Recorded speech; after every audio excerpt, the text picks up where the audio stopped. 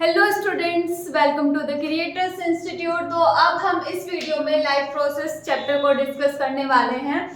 सबसे पहला टॉपिक इसमें रहेगा न्यूट्रिशन, उसे कवर कर लेंगे। बाकी और टॉपिक अगर इस वीडियो लंबी नहीं हुई तो इसी में हम कवर कर लेंगे। बाकी लाइफ प्रोसेस होता क्या है, बेसिक फंक्शनल यूनिट जो होती है, मतलब जो हमारे में बेसिक फंक्शंस होते हैं।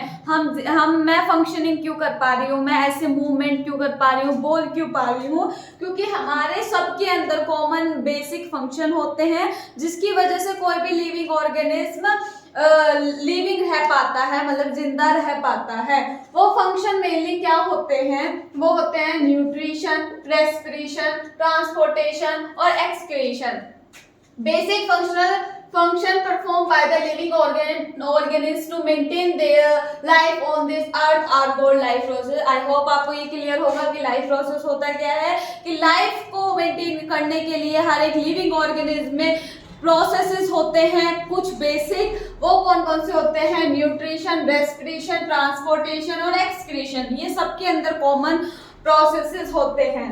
तो ये न्यूट्रिशन क्या होता है, न्यूट्रिशन एक ऐसा प्रोसेस है जब हम न्यूट्रिएंट को इनटेक करते हैं। न्यूट्रिएंट मींस क्या होता है, जैसे कि carbohydrate, fat, protein, mineral, water, ये सब जब हम इनटेक करते हैं और ये किस लिए यूटिलाइज किए जाते हैं, ऑर्गेनिज्म इन्हें यूटिलाइज करता है, मतलब हम इनको यूटिलाइज करते हैं किसके लिए, ग्रोथ एंड डेवलपमेंट के लिए। तो आपको न्यूट्रिशन क्लियर होगा, न्यूट्रिएंट क्लियर होगा।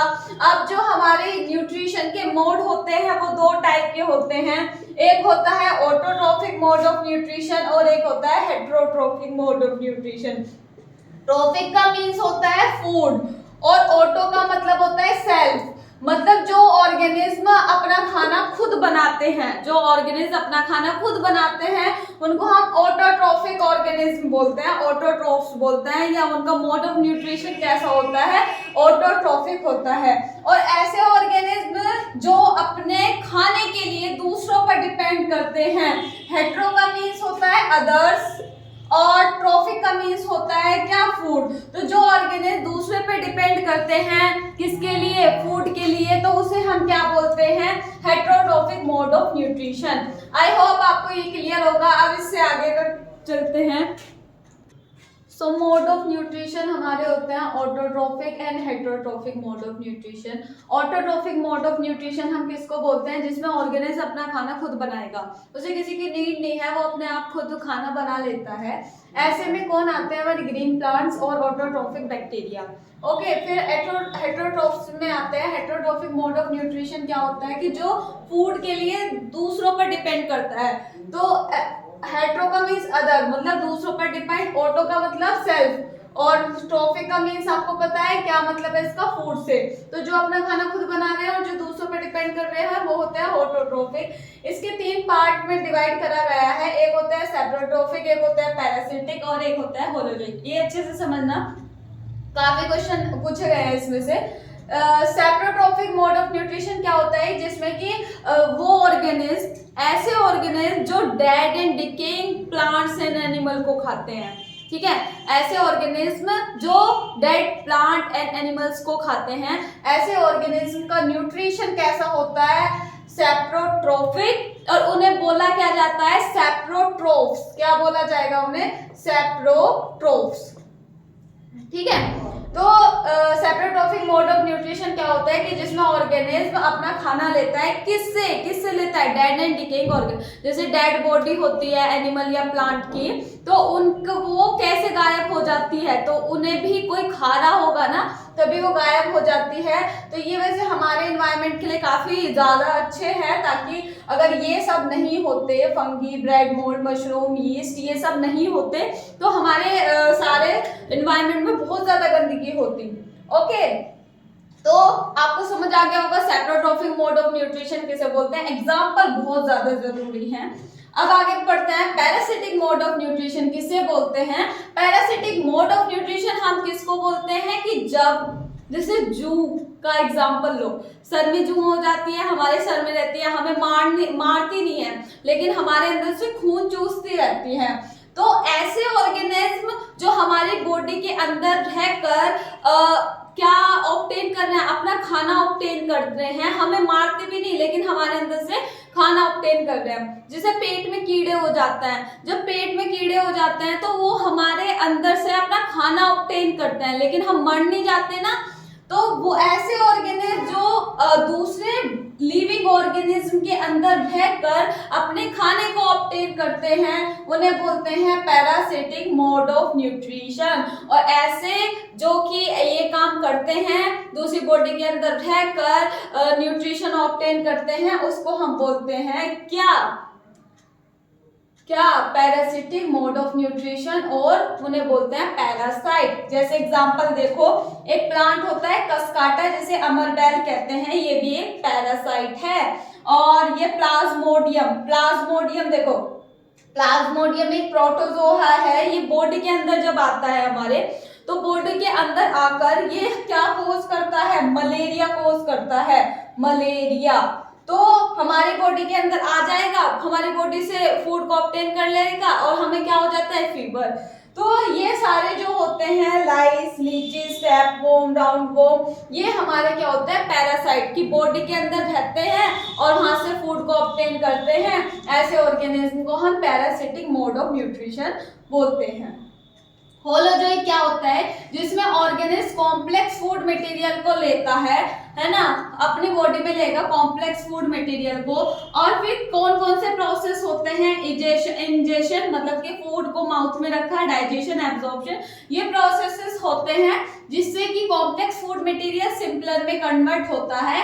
इस टाइप के न्यूट्रिशन को हम होलोजोइक मोड ऑफ न्यूट्रिशन बोलते हैं। और इसमें आते कौन है, ह्यूमन बींग्स और एनिमल, जैसे डॉग, कैट, ये सब आते हैं हमारे इसमें, किसमें, होलोजोइक में। तो ह्यूमन बींग और एनिमल इसमें आ गए होलोजोइक में। तो एग्जाम्पल काफी इंपॉर्टेंट है, एग्जाम्पल से पूछे गए हैं। आई होप आपको ये क्लियर हो गया होगा। अब हम आगे क्या पढ़ने वाले हैं, न्यूट्रिशन इन प्लांट, मतलब हम ये वाला टॉपिक उठाने वाले हैं। न्यूट्रिशन इन प्लांट होने के बाद हम क्या पढ़ेंगे, nutrition in human beings. Okay, so आगे कंटिन्यू करते हैं अब न्यूट्रिशन इन प्लांट। ठीक है, प्लांट में न्यूट्रिशन कैसे होता है, आपको पता है प्लांट में क्या होता है, फोटोसिंथेसिस होता है। ठीक है बेटा, तो फोटोसिंथेसिस कैसे होता है, देखो जैसे कि ये प्लांट है, ठीक है, तो प्लांट को क्या क्या चीज चाहिए, CO2 चाहिए, वाटर चाहिए, और क्या, सनलाइट चाहिए, और क्लोरोफिल होना चाहिए। अब पहली बात आप समझो कि ये जो लीफ होती है ना, लीफ है ना, लीफ में फोटोसिंथेसिस होता है। लीफ के अंदर होता है क्या, क्लोरोप्लास्ट। तो साइट ऑफ फोटोसिंथेसिस क्या हो गई, क्लोरोप्लास्ट। ओके, तो साइट जहां फोटोसिंथेसिस होता है वो क्या होता है, क्लोरोप्लास्ट, जो कि लीफ के अंदर है। ठीक, अब इस क्लोरोप्लास्ट के अंदर ग्रीन पिगमेंट होता है जिसे बोलते हैं क्लोरोफिल। जो ग्रीन पिगमेंट होता है प्लांट के अंदर, जिसकी वजह से प्लांट क्या होते हैं, ग्रीन, तो वो क्या होता है हमारा, क्या, क्लोरोफिल। तो आपको समझ आ गया होगा। कोई पूछे फोटोसिंथेसिस की साइट क्या है, तो वो है क्लोरोप्लास्ट। क्लोरोप्लास्ट के अंदर ग्रीन पिगमेंट है जिसे हम बोलते हैं क्लोरोफिल। ठीक है, कहाँ होगा फोटोसिंथेसिस, लीव्स में होता है, क्लोरोप्लास्ट के अंदर। अब प्लांट को वाटर चाहिए, तो वाटर रूट से आता है, आपको पता है रूट से जाइलम ऊपर लेके जाता है लीव्स तक। तो लीव्स में क्या आ जाता है हमारा, वाटर आ जाता है। CO2 कैसे प्लांट के अंदर जाती होगी, CO2 कैसे प्लांट के अंदर एंटर करेगी, तो हमारे ना प्लांट में लीव्स के अंदर छोटे छोटे वो होते हैं पोर, मतलब छेद होते हैं, उनको हम क्या बोलते हैं, स्टोमेटा बोलते हैं। छोटे छोटे छेद होते हैं जिन्हें क्या बोलते हैं, स्टोमेटा। उनको कवर करके कौन रखता है, गार्ड सेल। ठीक है, कौन कवर करके रखता है, गार्ड सेल। और ये किसमें हेल्प करते हैं, एक्सचेंज ऑफ गैसेस में, कि ऑक्सीजन और CO2 अंदर बाहर किसकी हेल्प से जाती है, स्टोमेटा की हेल्प से। तो स्टोमेटा क्लियर हो गया। तो एंटर किससे करेगी, CO2 लीव्स के अंदर, स्टोमेटा के थ्रू। पानी ऊपर पहुंच गया और CO2 ऊपर पहुंच गई। और अब क्या चाहिए हमें, सनलाइट, सनलाइट सन से आ जाएगी। क्लोरोफिल होता ही है क्लोरोप्लास्ट के अंदर ग्रीन पिगमेंट। जब ये रिएक्शन होती है, हम 6 CO2 को और 12 H2O को ले लेते हैं, तो हमारा क्या बन जाता है, ग्लूकोज। क्या बन जाता है? ग्लूकोज। अगर लीव्स में ये ग्लूकोज ज्यादा बन जाता है तो ये प्लांट में स्टोर हो जाता है किस फॉर्म में? स्टार्च की फॉर्म में स्टोर हो जाता है। बाकी ऑक्सीजन बाहर गई और H2O बाहर गई। अब इसमें 3 इवेंट बहुत इंपॉर्टेंट है, इन्हें समझो। और ये जो लाइट रिएक्शन है, डार्क रिएक्शन है, शायद इतना एक्सटेंडेड नहीं आए। तो ये दोनों देखो, ये दोनों चीजें तो लाइट रिएक्शन की है, ये बाकी का डार्क रिएक्शन है। डार्क रिएक्शन का मतलब ये नहीं कि अंधेरे में हो रही होगी, उसका मतलब है वहां पे लाइट हो ना हो कोई फर्क नहीं पड़ता। ठीक है, कभी भी ये मत समझना कि फोटोसिंथेसिस रात में होती, कभी नहीं होती, दिन के टाइम ही होती है। तो सबसे पहला स्टेप क्या होता है? Absorption of sunlight energy by chlorophyll. सबसे पहले जो लीफ में हमारे क्लोरोप्लास्ट के अंदर क्या है? क्लोरोफिल है, वो क्या करते हैं? सनलाइट को एब्जॉर्ब करते हैं। जब वो सनलाइट को एब्जॉर्ब कर लेते हैं, फिर क्या होता है कि जो लाइट एनर्जी होती है वो किस में चेंज होती है? केमिकल एनर्जी में चेंज हो जाती है। कैसे चेंज होगी? जो वाटर मॉलिक्यूल होता है ना, वाटर मॉलिक्यूल स्प्लिट हो जाता है। मतलब ये वाला जो वाटर मॉलिक्यूल है ये स्प्लिट हो जाएगा किसमें? हाइड्रोजन और ऑक्सीजन में। किसमें स्प्लिट हो जाएगा ये? हाइड्रोजन और ऑक्सीजन में। ठीक, किसके थ्रू होगा? लाइट एनर्जी के थ्रू। थर्ड स्टेप में क्या होता है कि CO2 का क्या हो जाता है? रिडक्शन हो जाता है। रिडक्शन अभी पढ़ाया फर्स्ट वीडियो में। जब रिडक्शन होता है, जब हाइड्रोजन का एडिशन हो जाए, तो थर्ड स्टेप में क्या बन जाता है? ग्लूकोज। ठीक है, तो 3 इसके मेन स्टेप है। पहले स्टेप में क्या हुआ? सनलाइट एब्जॉर्ब हुई क्लोरोफिल की हेल्प से। फिर लाइट एनर्जी केमिकल एनर्जी में कन्वर्ट हुई। कैसे कन्वर्ट हुई कि ये जो वाटर था, वाटर का मॉलिक्यूल स्प्लिट हो गया हाइड्रोजन और ऑक्सीजन में। फिर लास्ट स्टेप में क्या होता है? रिडक्शन हो जाता है CO2 का, किसमें? ग्लूकोज में। और क्या यूटिलाइज हो जाती है? केमिकल एनर्जी यूटिलाइज हो जाती है। ओके, तो आई होप ये आपको क्लियर हो गया होगा न्यूट्रिशन इन प्लांट। अब हम डिस्कस करेंगे क्या? इसके कुछ एक्सपेरिमेंट है फोटोसिंथेसिस के जो एग्जाम में पूछे गए हैं, उनको भी डिस्कस कर लेते हैं। बाकी इनमें से ये यहीं से क्वेश्चन उठा लिए जाएंगे। स्टोमेटा का क्या काम है, और ये साइट क्या होती है फोटोसिंथेसिस की, रिएक्शन भी पूछ सकता है, तो आप इसको अच्छे से देख लो। आगे चलते हैं। और एक बात ध्यान रखना, एक्सचेंज ऑफ गैसेस स्टेम से भी होता है, रूट से भी, लीफ से भी। कभी ये सोचो कि प्लांट में सिर्फ लीफ से एक्सचेंज ऑफ गैसेस होता है, ऐसा नहीं है। स्टेम में लेंटिकल्स होते हैं, लेंटिकल्स के थ्रू भी क्या होता है? एक्सचेंज ऑफ गैसेस होता है। रूट में क्या होता है? रूट हेयर होते हैं, जिनकी वजह से क्या होता है? एक्सचेंज ऑफ गैसेस होता है। लीव्स के अंदर क्या होता है? स्टोमेटा, जिनके अंदर क्या होता है? एक्सचेंज ऑफ गैसेस होता है। अब देखो, स्टोमेटा ओपन कब होंगे और उन्हें रेगुलेट कौन करता है? गार्ड सेल करती है। तो ये ओपन कब होता है कि जब उनके अंदर क्या जाता है? वाटर जाता है, तो ये ओपन हो जाता है और फिर क्लोज हो जाता है। तो ओपनिंग एंड क्लोजिंग कौन करता है? Guard cell. अब इनके एक्सपेरिमेंट्स आते हैं, क्वेश्चन इनसे बनेंगे ज्यादातर। देखो, आयोडीन टेस्ट क्या होता है? जैसे अभी हमने पढ़ा, लीफ के अंदर क्या बनता है? स्टार्च। और हमें चेक करना हो कि स्टार्च है या नहीं, तो हम उस पे आयोडीन डालेंगे लीफ पे। अगर ब्लू ब्लैक कलर आया तो मतलब है कि उसमें स्टार्च है। अगर कलर नहीं आया तो इसका मतलब है उसमें स्टार्च भी नहीं है। क्लियर? अब आगे चलते हैं। सबसे पहला जो एक्सपेरिमेंट है वो है sunlight is necessary for photosynthesis. Okay, तो इसमें क्या करा हमने कि हमने एक प्लांट लिया, उस पर एक स्ट्रिप लगा दी। तो इसमें देखा कि सनलाइट यहाँ पे नहीं गई, तो देखा कि कुछ फर्क आएगा क्या स्टार्च के बनने पे या नहीं? मतलब फूड के बनने पे कोई फर्क आएगा? इस पार्ट में बनेगा फूड या नहीं? तो जब हमने आयोडीन डाला तो इस पे ये जो इतना पार्ट था वो नो चेंज रहा और बाकी का ब्लू ब्लैक हो गया। इसका मतलब था कि बस इसमें स्टार्च नहीं बना है। तो इससे हमें कंफर्म हो गया कि सनलाइट क्या है? इंपॉर्टेंट है किसके लिए? फोटोसिंथेसिस के लिए। आगे चलते हैं। अब हमने पढ़ा कि हमने ये कंफर्म करा कि क्लोरोफिल नेसेसरी है या नहीं। तो एक वेरीगेटेड लीव्स होती है जिसमें ना कुछ ग्रीन पार्ट होता है, कुछ नॉन ग्रीन पार्ट होता है। तो ग्रीन पार्ट में क्लोरोफिल होता है। ओके, तो ये जो ये वाला पार्ट था, ये तो वो वाला पार्ट था जिसमें क्लोरोफिल प्रेजेंट है और बाकी के पार्ट में कुछ मतलब नॉन ग्रीन था, ये वाला ग्रीन कलर का था ये वाला, और बाकी का नॉन ग्रीन था। जब हमने आयोडीन डाला तो हमने ये देखा बस इस पार्ट में इतने इतने पार्ट में ब्लू ब्लैक कलर आया है, बाकी का सारा कलरलेस था। तो इसमें भी ये कंफर्म हो गया कि क्लोरोफिल क्या है, इंपॉर्टेंट है किसके लिए, फोटोसिंथेसिस के लिए। ओके, सो एक और मोस्ट इम्पोर्टेंट एक्सपेरिमेंट है फोटोसिंथेसिस का, इसमें CO2 काफी ज्यादा नेसेसरी होती है। तो इसके लिए एक्सपेरिमेंट हम कैसे करते हैं कि हमने जैसे कि ये प्लांट था, इस पे एक बीकर ऐसे इसे बंद कर दिया, आधी लीफ को इस बीकर के अंदर, और इसमें डाला KOH।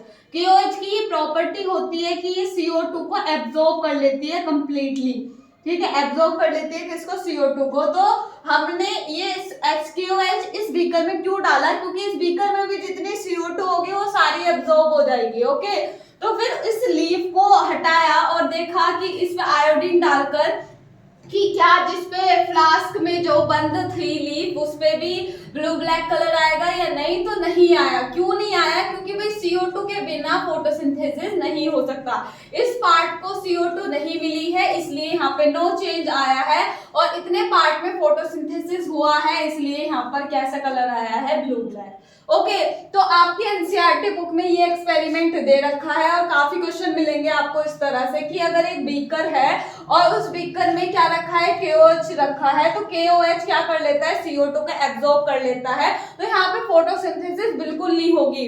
अगर तुम्हारा सैंपल पेपर में भी है ये वाला क्वेश्चन कि अगर इस लीफ को अगर तुम निकालोगे और आयोडीन टेस्ट करोगे तो इसमें कोई चेंज नहीं आएगा।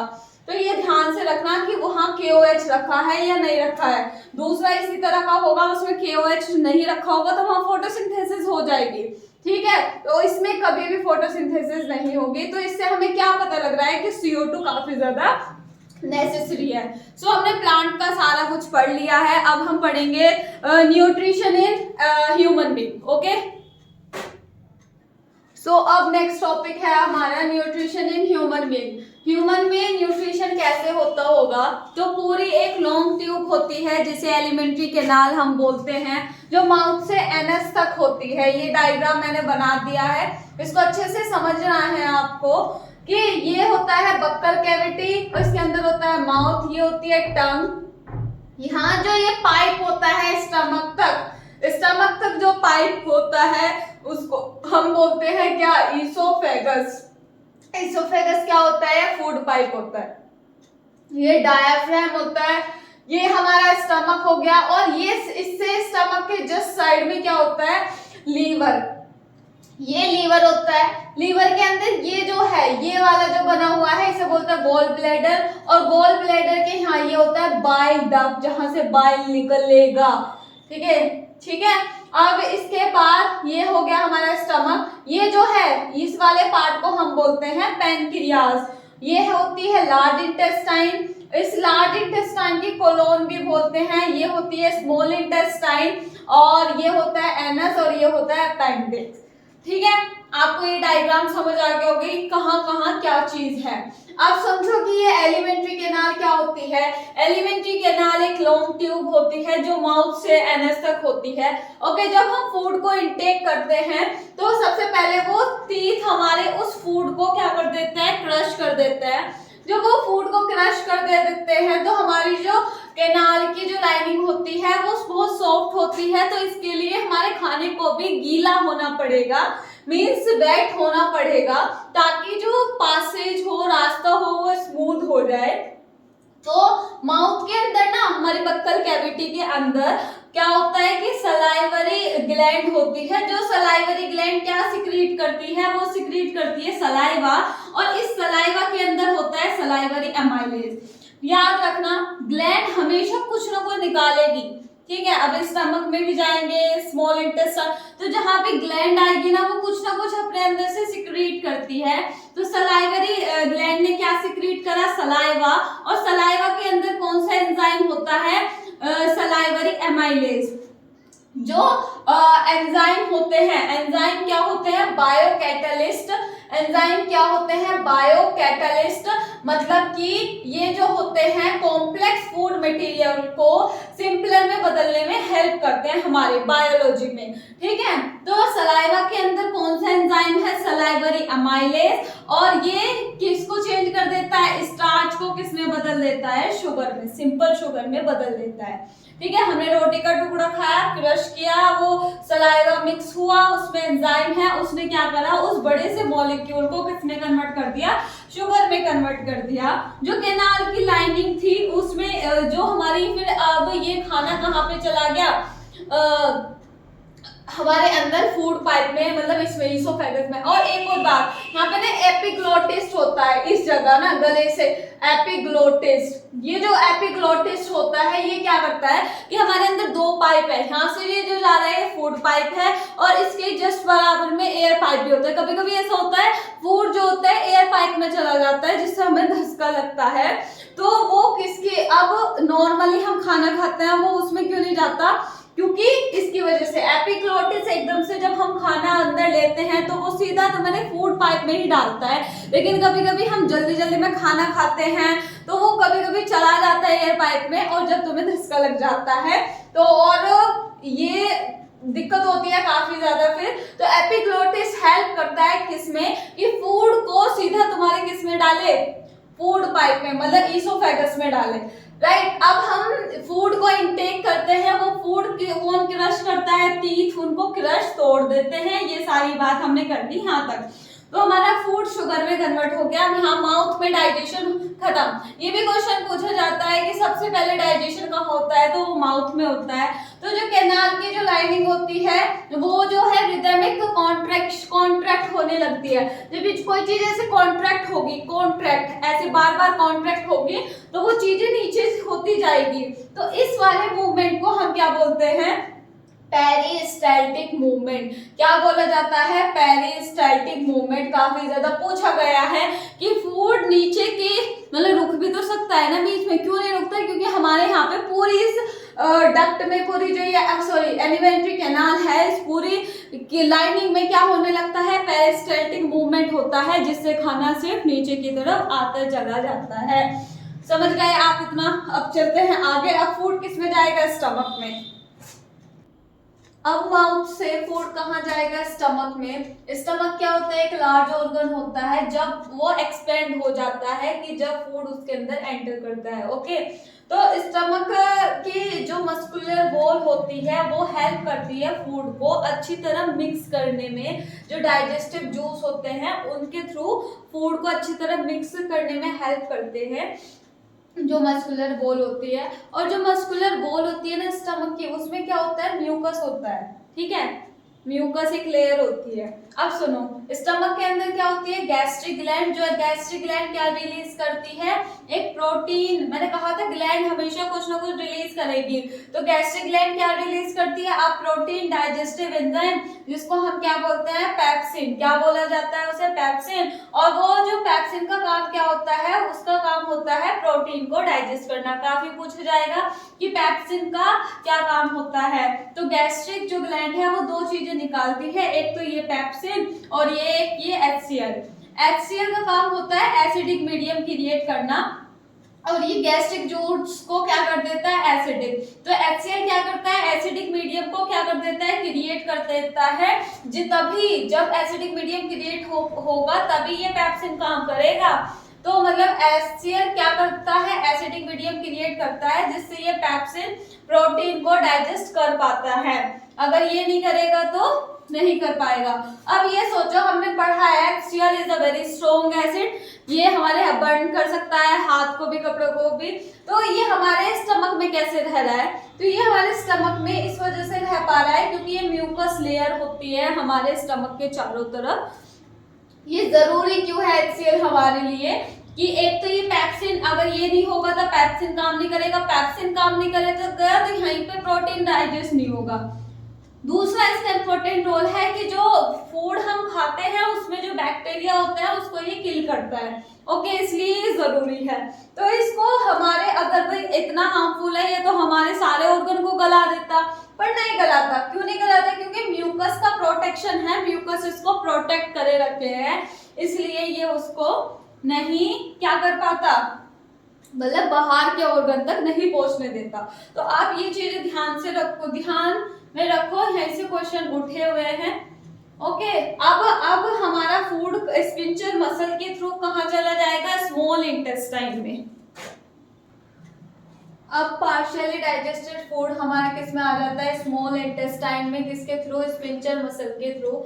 स्मॉल इंटेस्टाइन क्या होता है? एक लार्जेस्ट ऑर्गन होता है, लार्ज ऑर्गन होता है।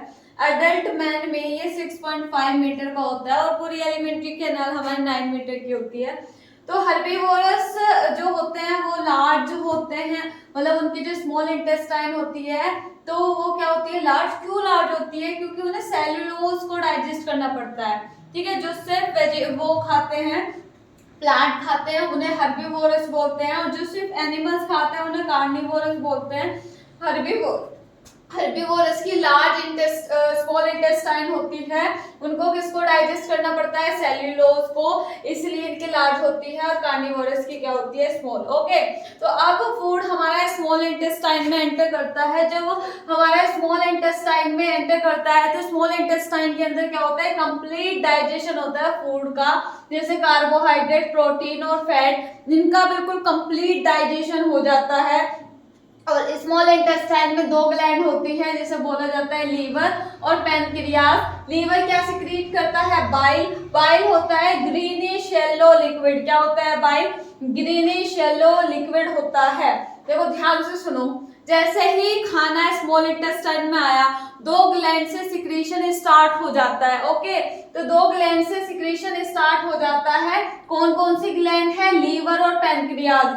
डायग्राम इससे पहले था, उसमें देख लेना कहाँ लीवर है कहाँ पैनक्रियाज है।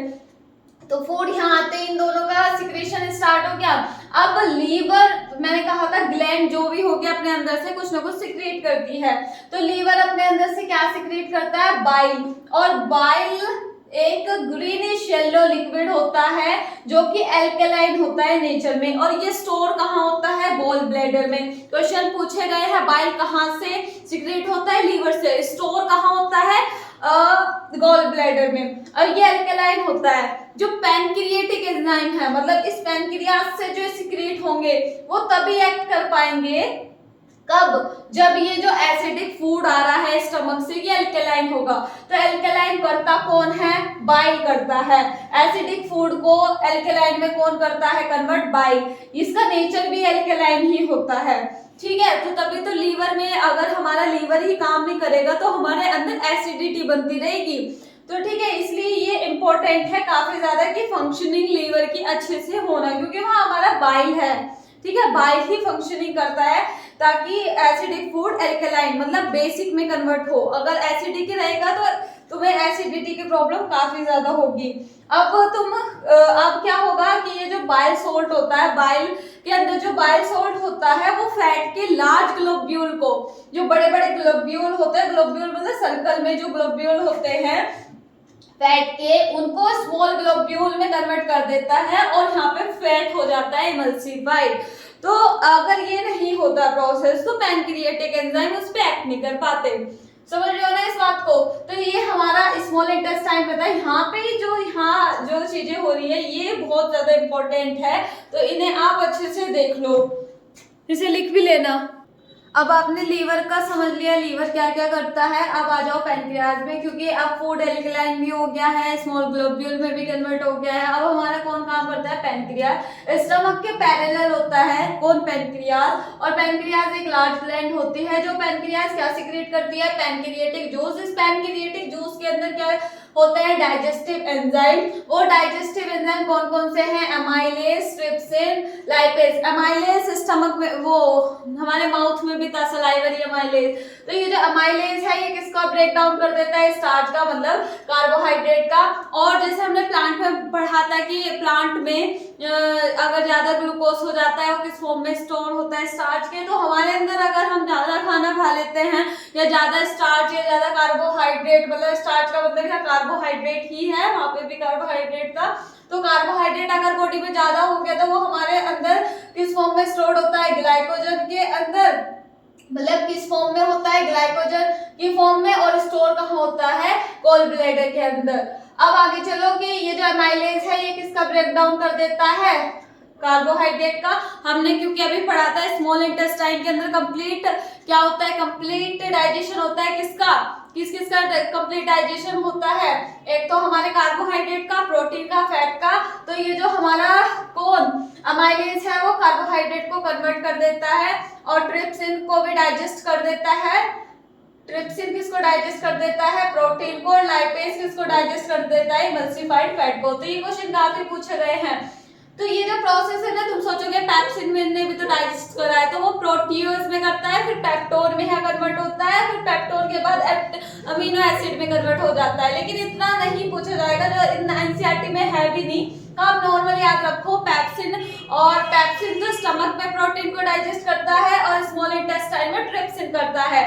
तो अमाइलेज स्मॉल इंटेस्टाइन के अंदर कार्बोहाइड्रेट को डाइजेस्ट कर देता है, ट्रिप्सिन प्रोटीन को डाइजेस्ट कर देता है, और लाइपेज किसको डाइजेस्ट करता है? हमारे इमल्सिफाइड फैट को।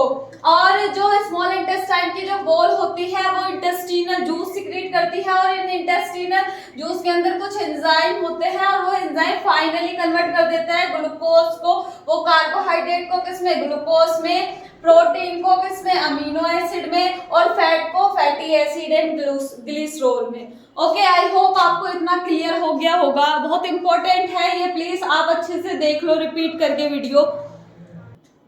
तो अब देखो एक बात याद रखना, जो डाइजेशन स्टार्ट होता है माउथ से होता है, खत्म कहाँ पर होता है? स्मॉल इंटेस्टाइन में खत्म होता है आकर। तो स्मॉल इंटेस्टाइन की सरफेस पर ना फिंगर लाइक प्रोजेक्शन होते हैं जो कि ब्लड वेसल से फिल्ड होते हैं, उन्हें हम बोलते हैं विलाई। क्या बोला जाता है उन्हें? विलाई। ये जो विलाई होते हैं ये किससे फिल्ड होते हैं? ब्लड वेसल से। ये क्या करते हैं? ये फाइनली जब सबको डाइजेशन वगैरह कंप्लीट हो जाता है तो ये क्या करते हैं? एब्जॉर्ब करते हैं, उन न्यूट्रिएंट को एब्जॉर्ब करते हैं। एब्जॉर्ब करने के बाद बॉडी के हर एक पार्ट तक उन्हें न्यूट्रिएंट को ब्लड वेसल के थ्रू भेजते हैं, और वहाँ पे जो सेल हमारी खराब हो रही होती है उसे रिपेयर कर देते हैं, और बाकी हमारे ग्रोथ एंड डेवलपमेंट के लिए वो न्यूट्रिएंट हमारी बॉडी में यूज अप हो जाता है। ठीक है, आपको ये क्लियर हो गया होगा यहाँ तक। फिर जो अनडाइजेस्टेड फूड होता है हमारा, वो अनडाइजेस्टेड फूड लार्ज इंटेस्टाइन में चला जाता है, और लार्ज इंटेस्टाइन में जाकर वो एनएस के थ्रू वो वेस्ट क्या चला जाता है? बाहर। यहाँ पर जो आपका कंप्लीट होता है क्या न्यूट्रिशन इन ह्यूमन बीइंग यहाँ पर बिल्कुल कंप्लीट हो चुका है। ओके, कोई प्रॉब्लम है हो तो मुझे बताना आप। न्यूट्रिशन का लास्ट टॉपिक है ये, न्यूट्रिशन इन अमीबा। ये यहाँ से क्वेश्चन बने हैं। न्यूट्रिशन, वो जो अमीबा होता है एक यूनिसेल्युलर एनिमल है, मतलब इसके अंदर एक ही सेल होती है। मोड ऑफ न्यूट्रिशन कैसे होता है इसका? होलोजोइक मोड ऑफ न्यूट्रिशन होता है। ठीक है, मतलब होलोजोइक कौन सा होता था? जिसमें कॉम्प्लेक्स फूड मटेरियल कुछ प्रोसेसेस के थ्रू ब्रेक डाउन होता था, जैसे क्या? In digestion, absorption, assimilation. तो इन प्रोसेस के थ्रू जब कोई डाइजेशन होता है उसे होलोजोइक बोलते हैं। तो इसका मोड ऑफ न्यूट्रिशन कैसा है? होलोजोइक। और जिस तरह से ऑब्टेन करता है ना फूड को, मतलब फ्यूज कर देता है फूड पार्टिकल को, तो ऐसे प्रोसेस को फैगोसाइटोसिस कहा जाता है। जो इसके बाहर की ये एक्सटेंशन होते हैं इन्हें क्या बोला जाता है? सूडोपोडिया। क्या कहा जाता है? सूडोपोडिया। ये फूड पार्टिकल के ओवर पहले क्या हो जाता है? फ्यूज हो जाता है। यहाँ पे ये फूड पार्टिकल की तरफ फ्यूज हो गया है। फ्यूज होने के बाद ये फूड वैक्यूल बनाया। फूड वैक्यूल के बनाने के बाद इसमें क्या हुआ है? कॉम्प्लेक्स फूड मटेरियल किसमें कन्वर्ट हुआ है? सिंपलर में। और सिंपलर में कन्वर्ट होने के बाद यहाँ पे क्या होता है? फिर एब्जॉर्ब होता है फूड जो भी इसको चाहिए, और फिर यहाँ पे एसिमिलेट भी हो जाता है। एब्जॉर्प्शन और एसिमिलेशन हो जाता है। उसके बाद जो अनडाइजेस्टेड फूड मटेरियल है वो बाहर चला जाता है। तो ये था हमारा न्यूट्रिशन इन अमीबा। जहाँ तक है न्यूट्रिशन मैंने कवर करने की कोशिश की है, जो गलती हुई हो वो मुझे बताना, मैं इम्प्रूव करने की बहुत कोशिश करूँगी। And thank you so much. Please इस वीडियो को लाइक सब्सक्राइब ज़रूर करें और मिलते हैं नेक्स्ट वीडियो में। Bye bye.